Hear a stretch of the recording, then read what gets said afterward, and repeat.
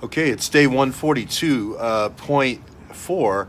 Now, my last version the title may be a little bit shocking to folks. Are the Awan fake doctors enemy combatants?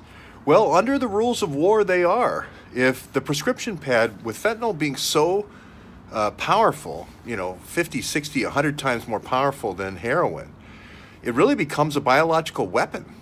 And normally, if I was to go into Mexico with a prescription pad and start prescribing all these drugs that were killing all these kids and killing these veterans, would I not be considered an enemy combatant? Yes, I would. And normally you would have Article 3 Geneva Convention against waterboarding, but the president can override that if there's impending events. Isn't every pill, every bottle out there that you've written as a fake doctor, as a fake Awan doctor, isn't every one of those potential biological terrorist event? I think they are. So not only are you allowed to go after that person and set aside Article 3, but every person in their chain. So every person that you find in the terrorist network, you have the same right. Now, I'm not saying everybody needs to go to Gitmo. I think you're allowed to just use different Army bases in the U.S. to get this information. But at that point, you're pet treats. You're pet treats. Obviously we'd want to harvest the bone marrow, but I mean, you're pet treats at that point. And I don't know who's going to really target the fake doctors quicker.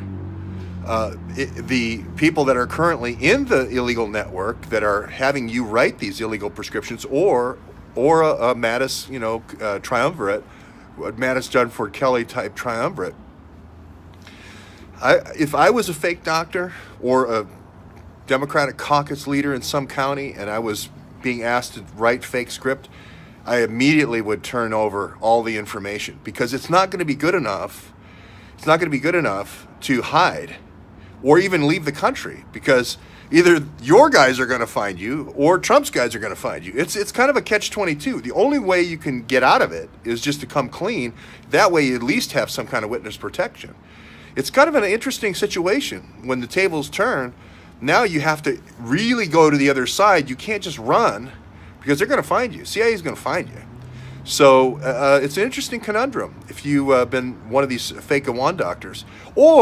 Or we can end the whole blood war and the whole drug war by just publishing the Awan server, and that is the bloodless way to do this. So there's two ways to go.